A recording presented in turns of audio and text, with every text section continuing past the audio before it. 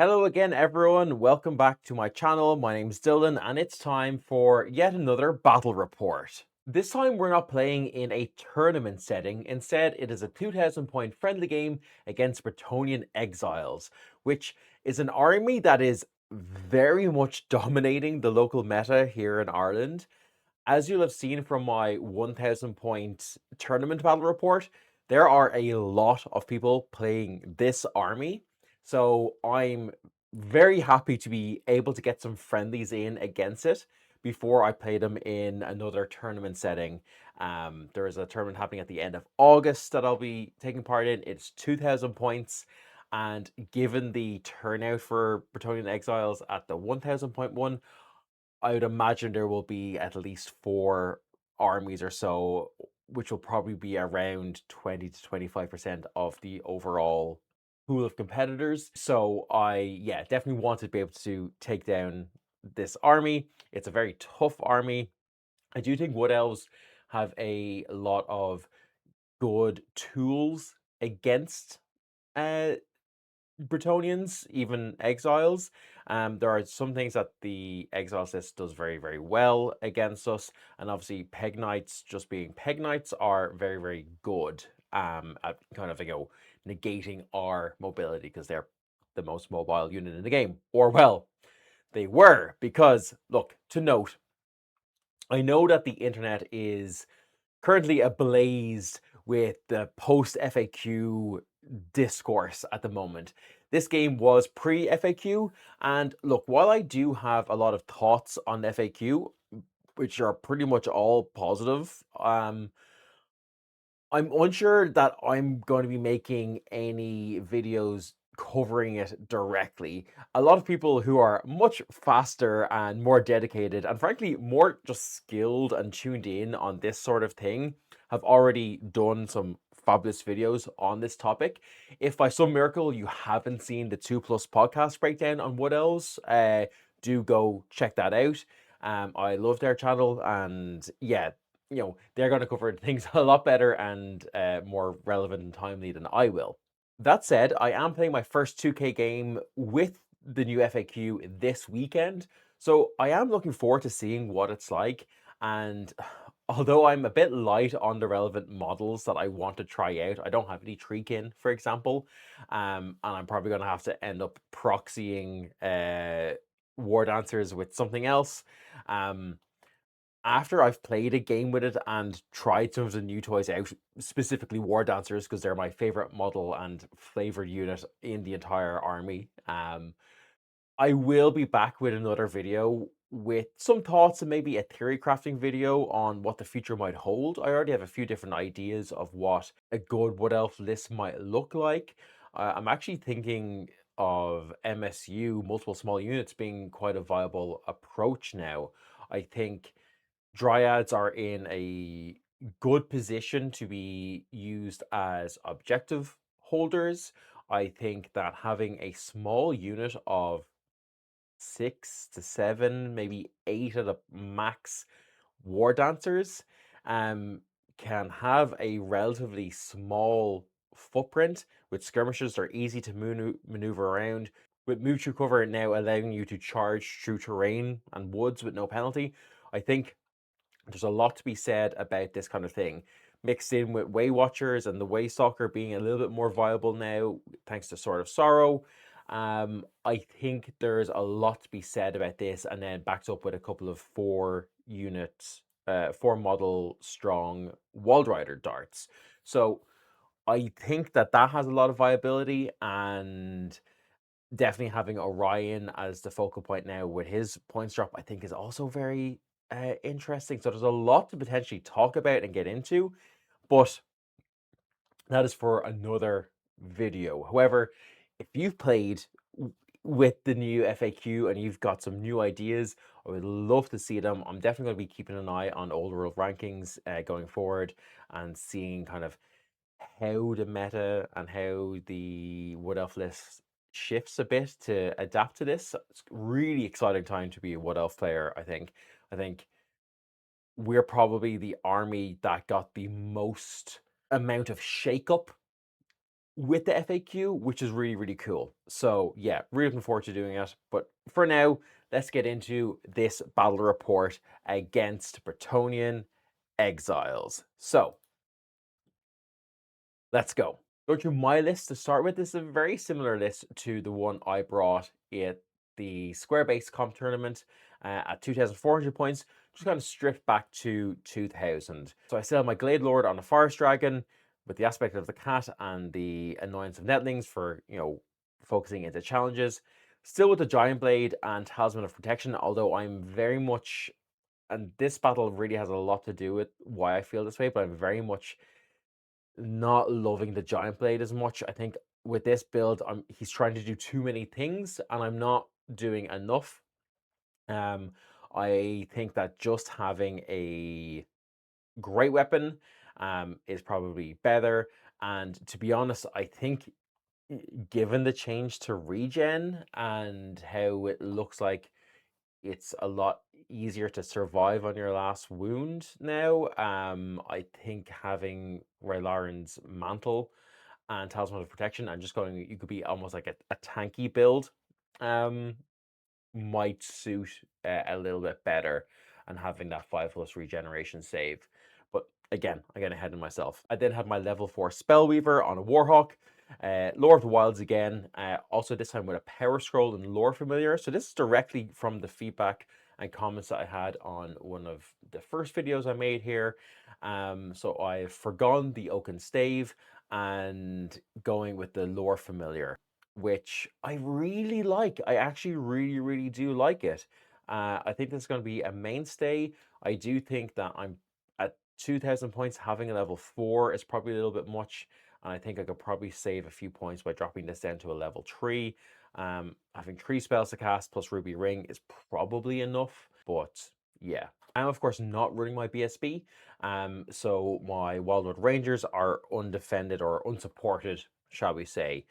For core, I have 10 Deepwood Scouts with Arcane Balkans, no command, 16 Glade Guard, Arcane Balkans standard with the banner that gives them ignores cover, 7 Glade Riders, Arcane Balkans reserve move, champion, and also standard bearer to give the quick shot.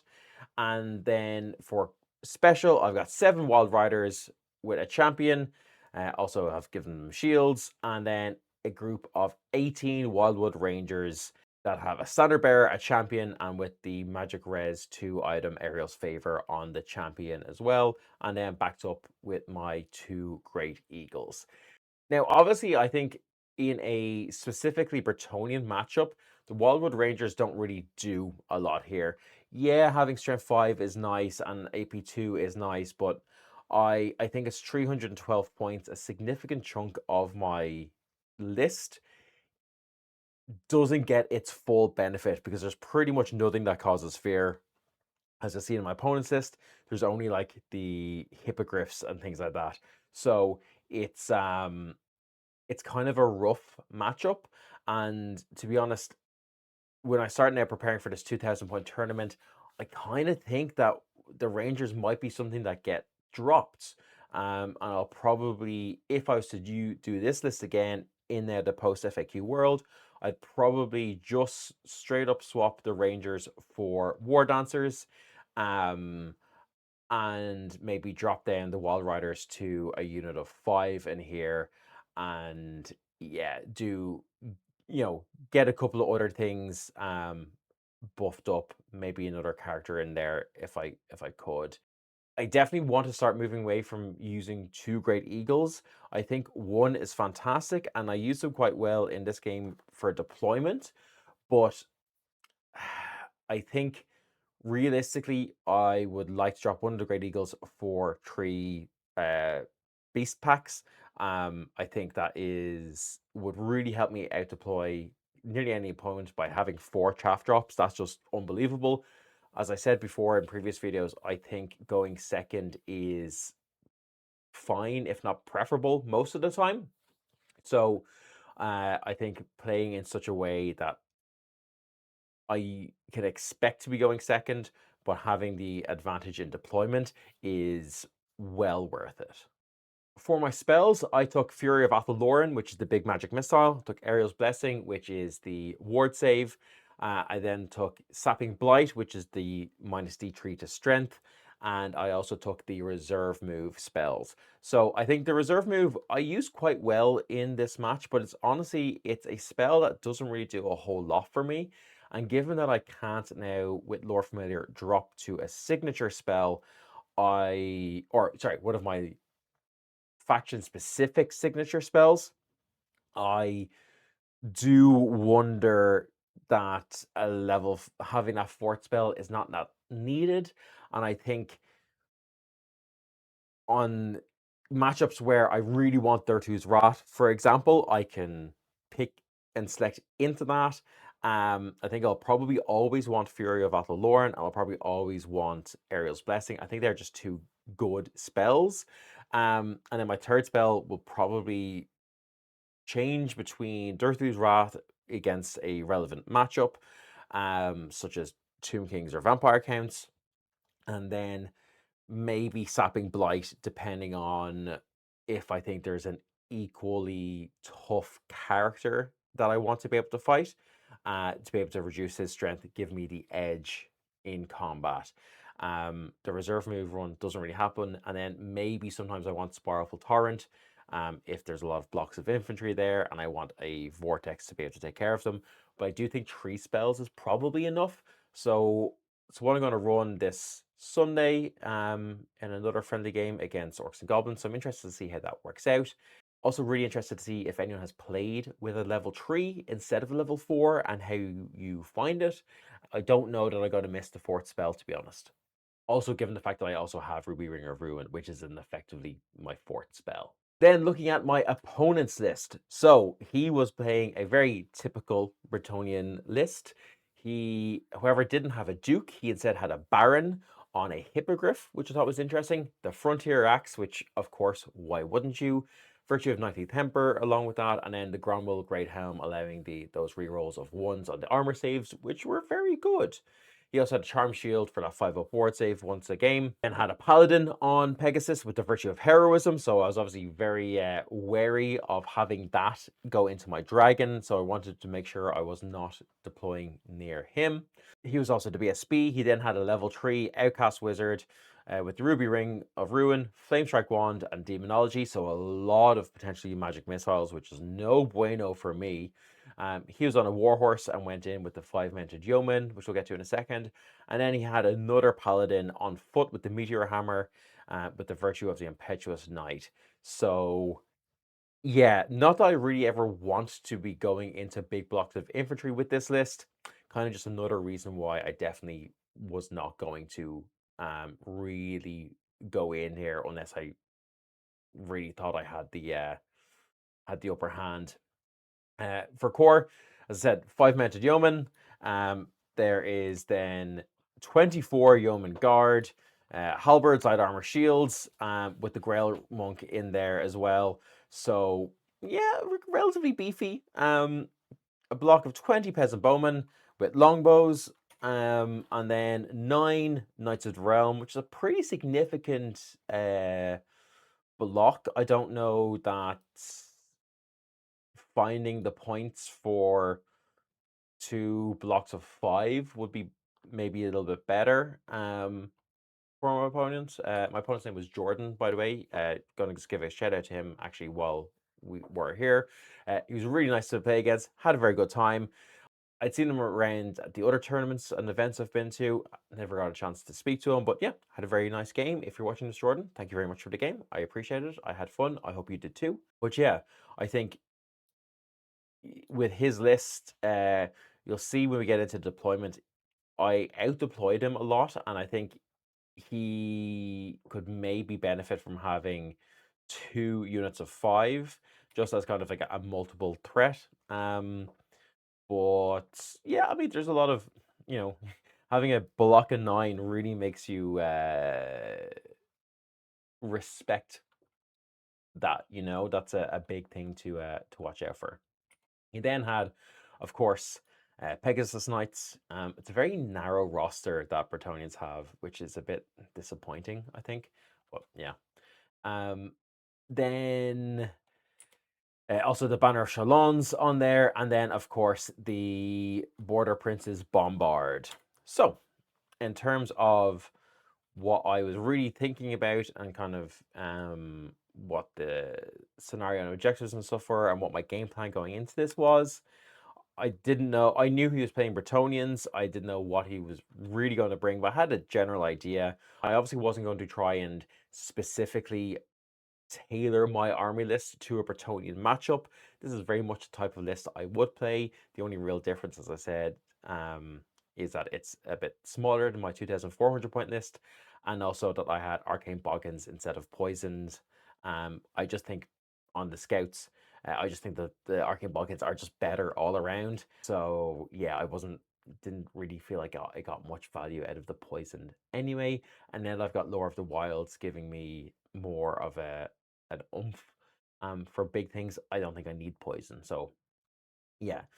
However, I did know it was going to be Brettonians, and I did know, and as I said, Brettonians have quite a narrow roster. So my general game plan was going to be very similar to the game I played at 1,000 points against what is effectively this list. It was going to be shoot slash magic missile the Peg Knights. They were absolute priority. Ideally, also shoot the Knights of the Realm. There's already two things that you're trying to shoot here. Avoid the men at arms, but if needed to, I could probably charge them with the Wild Riders. I think, given the amount of attacks that they have on the charge, there's probably not many attacks coming back into them. So Wild Riders into the infantry in general. Would have loved to have gotten into the archers too. I really had to be aware of missiles, magic or otherwise. Having the cannon and 3 magic missiles and 20 bowmen shots is pretty significant against me. So I wanted to be aware and wary of that. And then also that I can use my woodland ambush for cover against all of said shooting, right? We just decided to go with straight up pitch battle and then 3 strategic objectives as well. I do like playing with objectives. I don't think I would, even in a friendly, I don't know if I would be okay with no objectives or anything. I just think they added a nice level of spice and variety to the game. So I think yeah, I always kind of like to play with those objectives. So let's get into deployment and the game itself. Obviously, this isn't a set terrain or anything. We just put down what was available to us. We said we'd both have impassable terrain on one side, which is this. We counted as impassable, mixed with this little ruined building here. 2 hills on either side, and then 2 forests on either side. We both placed things down as we would like them, rolled off for the side, and ended up staying where we were. The only thing that's maybe bad about this is a lot of the terrain was very not inconsequential, but it was so close to like the board edges here. And also apologies for my photography in some of these. I don't always get my full ends of the board in here. But yeah, I think it was kind of inconsequential because there was nothing happening anywhere in this center. Obviously, you can't have terrain within 12 inches of the center, but I thought that there probably should have been more in here. Like you wouldn't see this big empty space in a tournament. So yeah, I mean, we probably could have done that better, but like it was only friendly. We just threw down terrain. It's not a big deal. Um, I obviously had my woodland ambush to place down, which I almost forgot about. I decided I would kind of place it here. This, if you see my 1K tournament breakdown, this is very kind of similar to how I approached that. But to be honest, I think this is probably a waste because it meant that I couldn't put my Glade Guard down onto this hill. So I was kind of forced to keep them centrally, which I also didn't like in the 1K game. I don't know that putting my wood something like here, or even really kind of like doubling up on it and having this be a very cover heavy area, because realistically, I should have known that he was going to put the bombard on the hill. Why wouldn't he? Like his shooting in some capacity was going to go over here, right? Anywhere here is blocking line of sight and stuff like that. So I should have known that it's going to go here. But yeah, in general, I obviously started with my 2 eagles as chaff and delaying drops. He had very little chaff, and he ended up putting down his bunker quite late and not using them as a chaff drop, because obviously he wanted to bunker his wizard into them. So he committed very early on to where his units were going, allowing me to pretty much put them where I wanted. You can kind of just about see it. My dragon is down here on the left behind the hill, so he can't be shot at. And then similarly, you can just about see my glade riders in here to the right, hoping to get a nice charge up here. Similarly with my eagle up this side, and then because I had the reserve move spell, and the Pegasus Knights were priority number 1 for me. I thought my game plan was basically hide behind the impassable terrain, go out, shoot, reserve move, back in. That was the plan. Did work like that, which I'm happy to report. But yeah, I then put my scouts down here with, there was too much going on over on this side of the board, and I couldn't get in behind them. So I thought next best thing is I put them 16 inches away so that they could shoot with no penalties on the first turn, if I got it. And, it's just about enough that a fire and flee might bring me to like 4 inches away, which gives him like a 20-inch charge, which is rough to get. So yeah, kind of a calculated risk on my behalf there. He obviously had his big block of Knights of the Realm Central, which makes sense, supported by the Yeomen to the side, and then, as I said, all his shooting here, and then his Peg Knights over here. Obviously, with his Peg Knights being over here, containing the Paladin, I wanted to make sure my dragon was nowhere near that. And I also quite fancied this matchup. I was able to position this in my favor. I knew that this would be, in favor of me, and then give me enough time to whittle these guys down, hopefully shoot them off the board before they even get into combat, and risk that heroic killing blow or monster slayer blow into the dragon. So getting into turn 1 then, I won the roll off and elected to go first, as I said, because I wanted to have as much shooting as possible. I knew that this would be kind of key to it. Straight away, turn 1, I made a mistake. I just moved these guys up here. The idea in my head was keep them contained with the eagles so they don't get frenzy baited off to one of these and not be able to make it. Again, this is pre-FAQ world. They have a 19-inch charge range, but realistically, this drops a lot going through cover. So an average of 19, or probably an average of like 16 or 17, probably goes down to an average of like 14 or 15. So very easy to frenzy bait and not be, and just be pulled out of position. So I wanted to make sure that they were in a position where I could, if I wanted, go for this infantry charge or go for the Knights of the Realm. I figured that they'd probably be able to take them pretty easily as well. But what I forgot was, look at this flank. Look at this flank, if I can draw properly. And look what's over here. It's a cannonball. Foreshadowing is a literary device. In terms then of shooting, my scouts managed to plink a wound off the Baron, which was very nice. My Glade Guard take a couple of shots into the Knights of the Realm. They're also positioned, out of the 30-inch range from his peasants. I don't really do anything with the Rangers. They're kind of just chilling.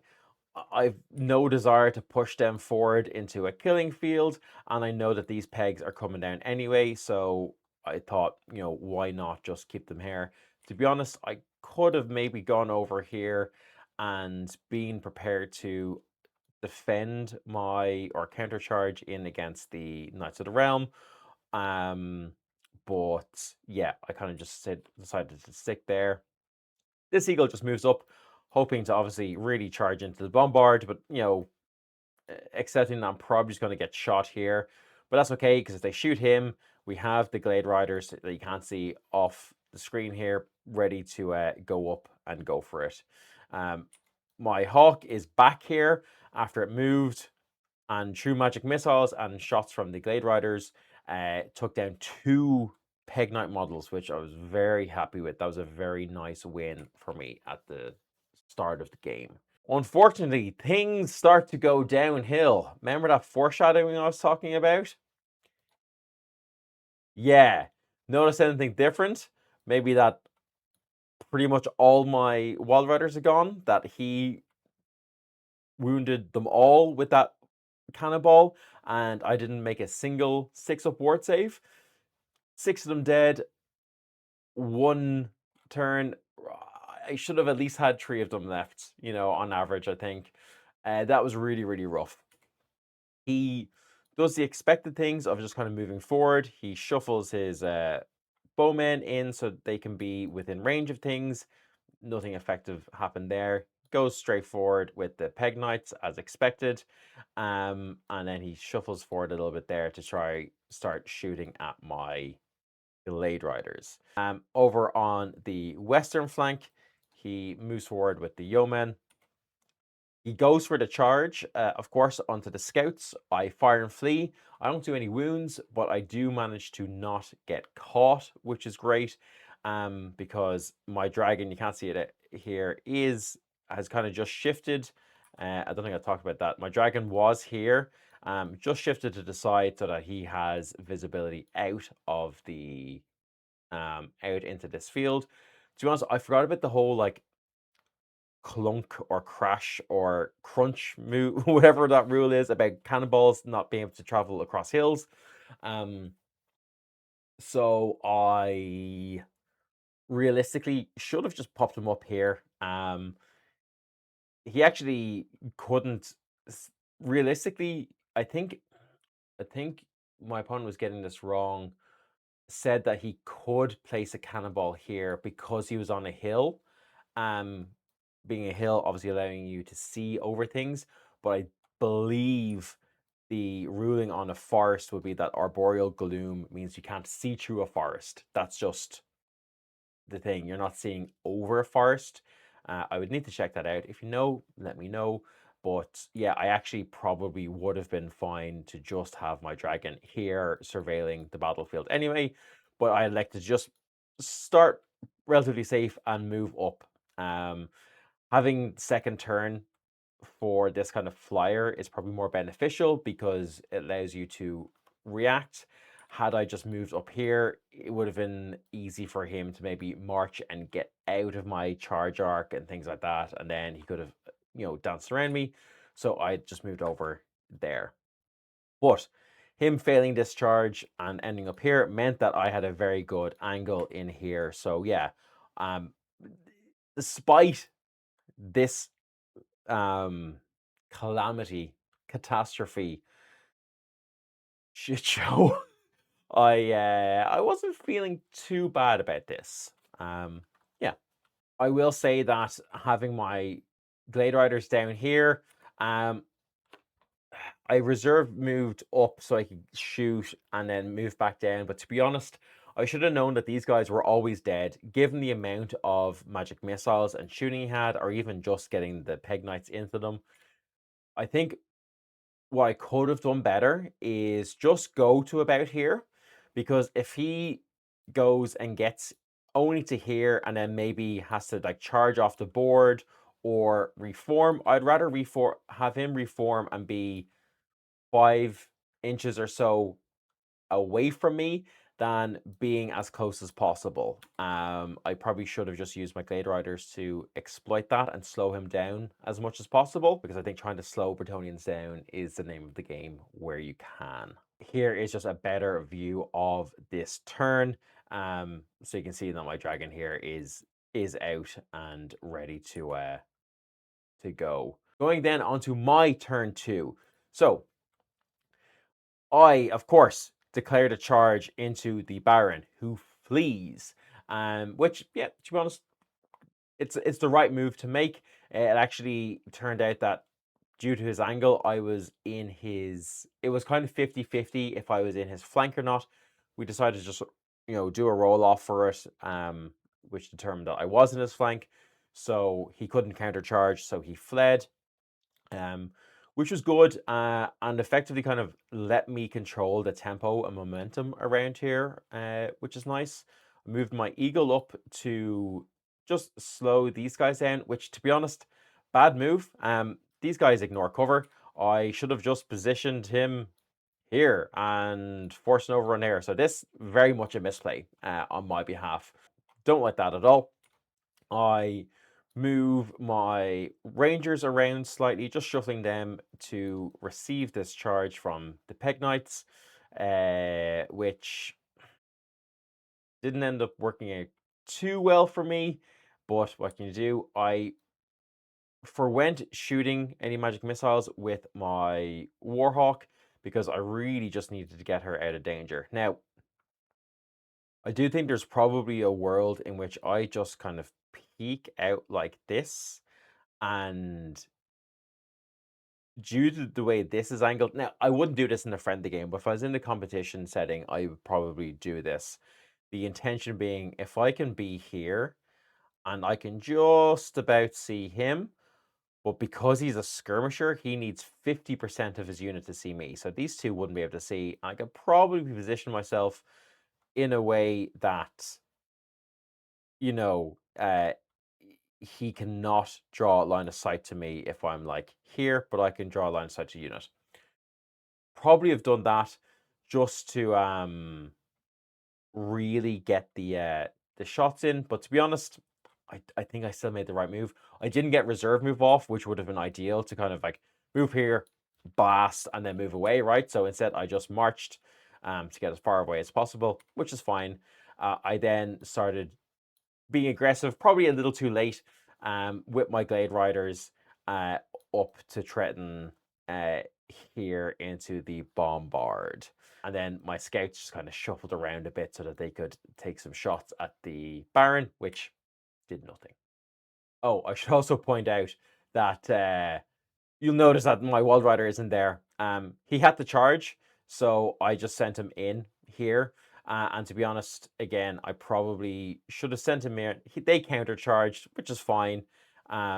Which meant that they didn't overrun this way and instead held here. So I should have known that he would get wiped or not survive, and parked my eagle here as a roadblock to be able to continue my game plan of shooting, because my shooting was effective. I got 2 models. If I got another 2 models off him, obviously I couldn't shoot and end up having to shoot into these guys, which I did a couple of wounds. But had I been able to get another 2 wounds off him here, that's pretty good. Delayed him for another round to get another lot of shooting. I think that would have been great. And then at that point, these guys probably not as much of an issue, or I have my dragon to be able to come in, or start shooting with the scouts. To be honest, I probably should have shot with the scouts. I didn't. I could have then shot with the scouts in a later turn as well if I needed to. But yeah, again, you live and you learn. This is why we do these things, right? Then we come to my opponent's turn. Everything is expected here. Everything is expected. He goes in, which is fine. He goes in here. Again, the Sand and Shoot did absolutely nothing here, which I was really upset about. I was really expecting a couple of wounds to be taken off with Sand and Shoot, which, yeah, not great. He rallies his Hippogriff, kind of just stays where he is. He doesn't move it, which is fine. And then he can see he goes and moves his yeoman to basically body block me getting into the bombard. Now, I think realistically, again, in a tournament setting, I might, you know, insist that he really actually block it off as much as possible. I think if I were being pedantic, I could probably have seen enough to charge in and around, maybe, but I wasn't going to try and pull that in a friendly. He also communicated his intent was to block me, so I was like, yeah, that's fine. Um, but yeah. He also then goes to shoot with the bombard onto my dragon. You can see actually that that's what this marker was for, but he misfired, thankfully, which was very welcome on my behalf. This is then the scene after this round, after the combat. As you can see, my Glade Guard destroyed. Understandably, they just broke and fled off the board. Didn't even hold, which was kind of disappointing. My Wildwood Riders managed to plink another model off here, but the Pegs had initiative. I really missed having them being supported by the BSB with befuddlement, which would have meant that they would have struck simultaneously with the Pegs and before the Riders, which would have done a lot for their survivability. But unfortunately, the Pegs just took down too many models, and I didn't have enough attacks back. So they broke, fled, and just about managed to escape. My opponent rolled really, really low because of the moving through cover. But yeah, a rough turn for the Wood Elves here. Going into my turn then, I use my Power Scroll at this point just to really ensure that I have to start getting down these Peg Knights. I think I did maybe a wound or two, nothing. Oh, sorry. Yeah, you can see I took down a model. Yeah, so I took down a model here, which is good. There's just the champion and the paladin left, so I'm feeling a lot better about this. My Rangers didn't rally, which I was really, really upset about. That was not great at all. And now that I'm thinking of it, I am looking up something because if these guys have stubborn and I forgot about it, I will be raging. They don't. Thank God. Okay, so that's fine. Yeah, look, rolls happen. I don't rally and continue running, which is not great. I realize up here that I can't actually charge the Baron without also charging into the Yeomen. I did not want that one bit. That would have been death to the dragon, too much combat res in there to deal with. So instead, I basically just pulled back and used my breath weapon, which I believe took out a couple of models. Um, and yeah, so you can see here, I think I took out 4 models, which is not bad. Wasn't quite enough. I didn't trigger a panic, or the panic was passed because of his general being there. So yeah, it's always fun to use a breath weapon though. Like, that's nice. And I then decide this eagle needs a job, and so goes hunting these archers here, looking at that exposed flank. These Glade Riders just basically stand still, and I was going to charge, but then I realized that they've got quick shot and so could stand and shoot still. So I decide, well, look, we'll just have a close range shooting duel. You know, it was basically bow and arrows at dawn for these guys. But yeah, the Rangers losing here and fleeing really, really sucked. That was a big swing for me, and not in a good way. Turn 3, my opponent charges with the Pegasus Knights. I flee. I end up rolling really big for the flee, which brought me dangerously close to the edge. Like, I think I rolled something like a 15, because I wanted the Swift Stride to make sure I definitely got away, but I wasn't expecting to roll that high. He then redirects into my Rangers, cutting them down, which yeah, is unfortunate. His Knights come in. They actually end up positioning this way, threatening the charge on the Warhawk, which is not good. Ignore this. I took this picture prematurely because we actually realized that he was still in my charge arc here, so we ended up kind of just moving back and preparing a charge. So yeah, again, not a whole lot happened here. Just the kind of repositioning. He then, I believe, also just repositioned his infantry to face me, which you can see now on my turn. I go finally get this combat I've been chasing for I think 4 turns now. Get into the Baron. He does. You can just about see it. He does 3 wounds on me, which is really rough. I think I managed to do maybe a wound onto him, not nearly enough. The Giant Blade not having armor piercing really struggles against heavily armored targets, which made me honestly wish I just had my great weapon. Would have done a lot more work, I think. I like the multiple wounds aspect of the giant blade, but it's not consistent enough actually chewing through armor, you know. Um, I go and position my Forehawk over here. I needed to be able to shoot and do things. You can actually see here, Peg Knights are no more. They got magic missiled off the board, which is great. Just a combination of Fury of Athel and Fireball. Fury of Athel is honestly my favorite spell in the game. Well, for me, it's a very good magic missile that does a lot for the Wood Elf roster.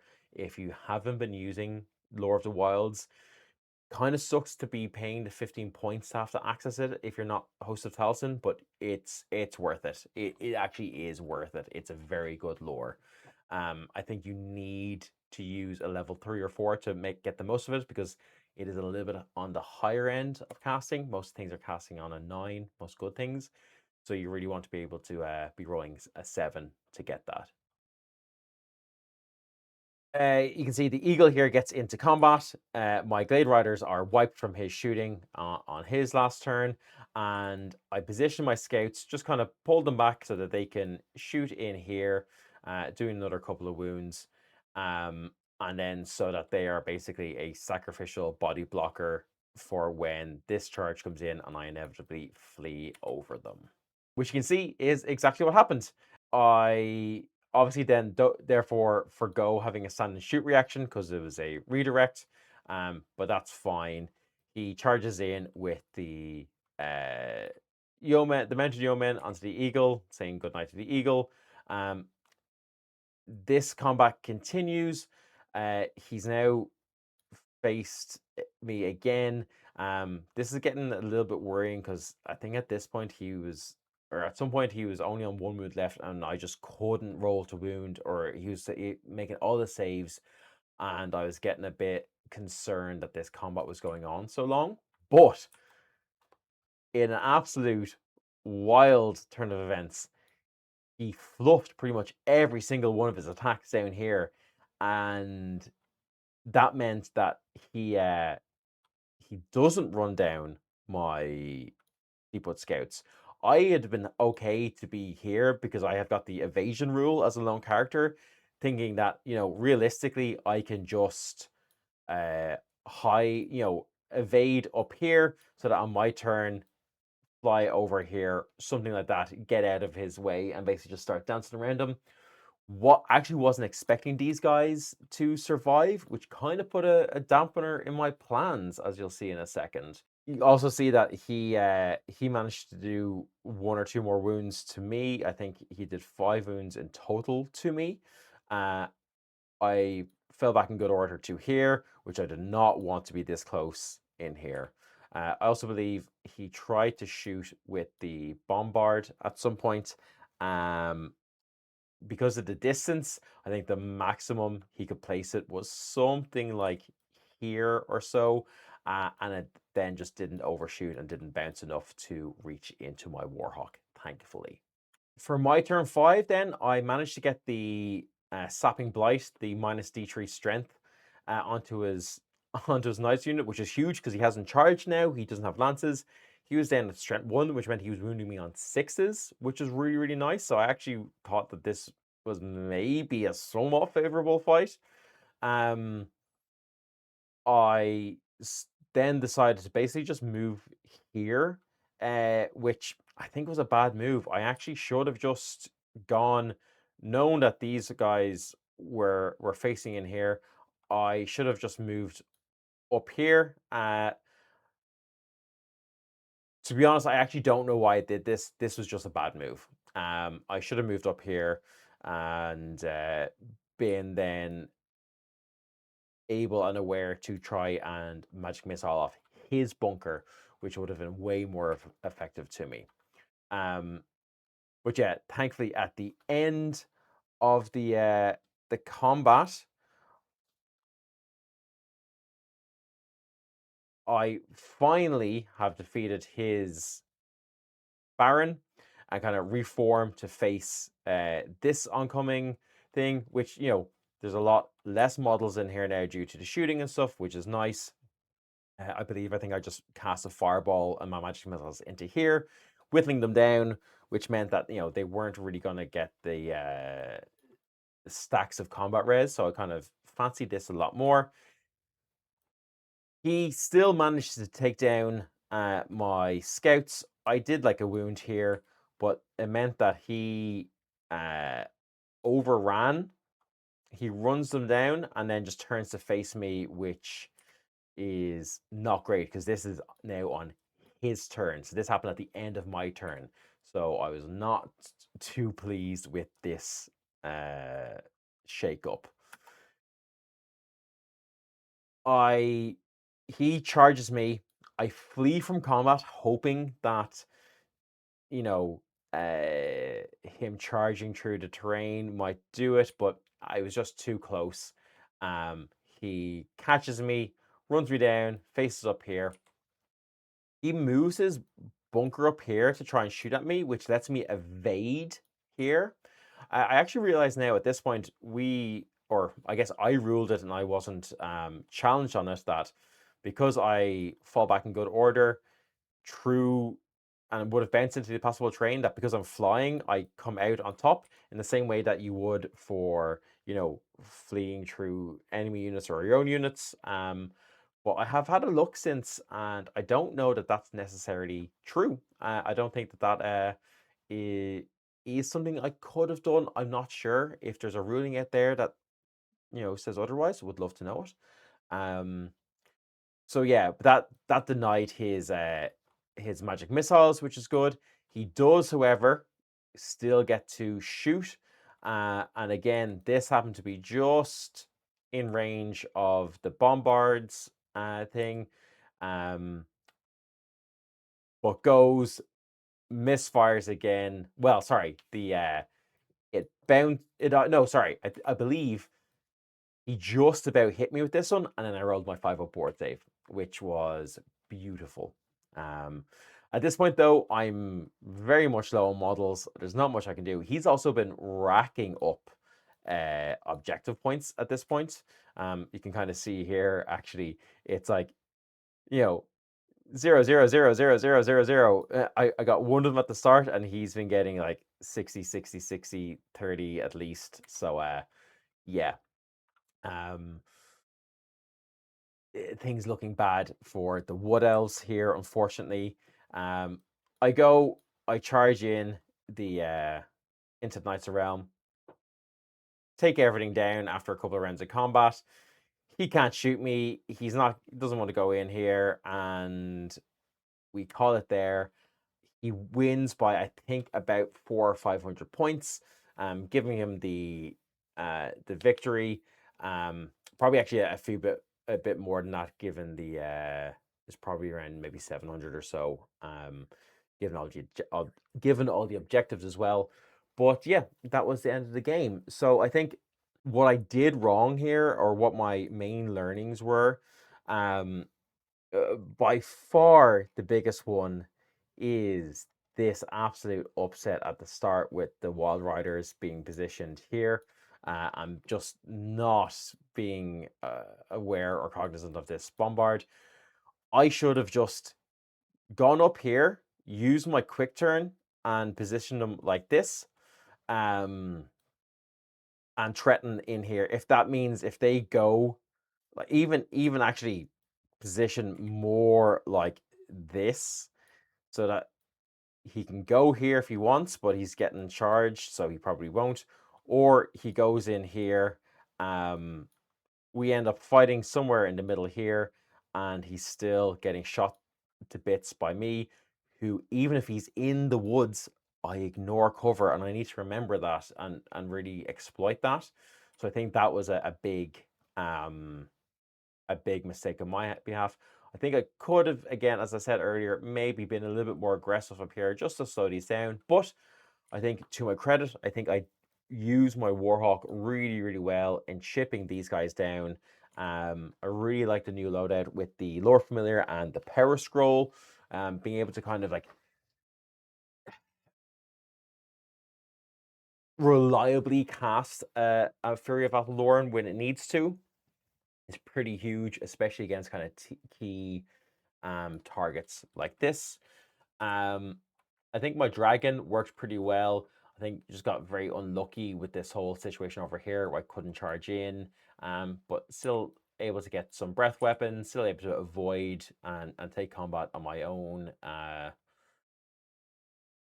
grounds. There's also a world and where I maybe when we got to like this stage, and I realize he's not going in. I don't care if I get charged in the rear or the flank. Really, I could have started going towards the knights just to slow them down, but I do think that staying away from the heroism paladin is probably a good idea. So yeah, overall, I think I played okay. I didn't really do anything with the Wildwood Rangers, and I think that's because there's just not really that many good matchups for them.